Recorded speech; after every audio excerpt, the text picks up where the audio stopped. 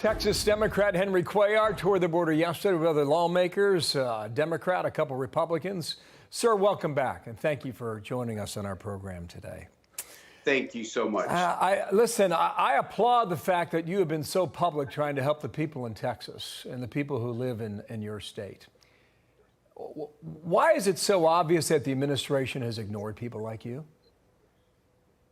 You know, all I've been asking this administration and prior administration is to listen to the people that live on the border. We don't just come and visit for a few hours. We actually live there. There are people there with so much experience, the border sheriffs, the police chiefs, the mayors, and the judges. And we know how the border works. We understand the dynamics. We understand what happens on the Mexican side.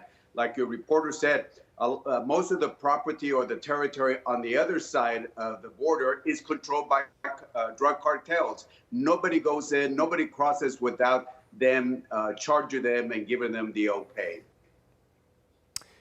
Kamala Harris has been charged with leading the response.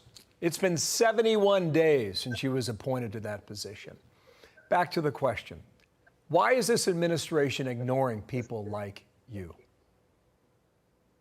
Well, you know, again, it's something that, you know, we certainly encourage the vice president, the president to come visit the border. I think it's important, but I guess they'll do it on their own time and terms. But certainly at the same time, while we're doing that, I sit on the appropriations. I got folks that are on the border that we serve in the appropriations, and we have a list of proposals to add, for example, more HSI officers, the Homeland investigators, so they can go after those criminal drug cartels, not only in the U.S., but go into the foreign countries and go after those drug cartels. Because if you don't stop the money, you know what they charge, $6,000, $8,000, depending who they are. A lot of money. It's an industry. All you have to do is do the math. Right. You saw the images of these people that were drowning in the river. They were saved overnight. Our Fox cameras caught that. Apparently, a drone caught a woman being assaulted just on the Mexican side of the border.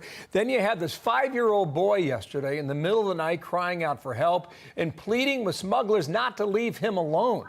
It's stunning stuff. Why is 71 days acceptable? Well, you know, again, and what we're seeing at the border is only a snapshot of what happens to these people. Imagine the hundreds of miles that they go without any U.S. intervention like we have here at the border.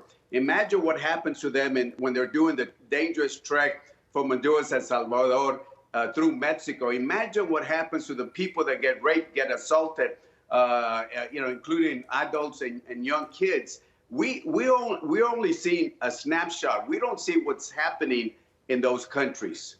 We got to do something. Henry Cuellar, thank you for your time. A Democrat from Texas. Thank you so much. We'll talk again very soon, unfortunately. It's been going on for far too long, Jillian.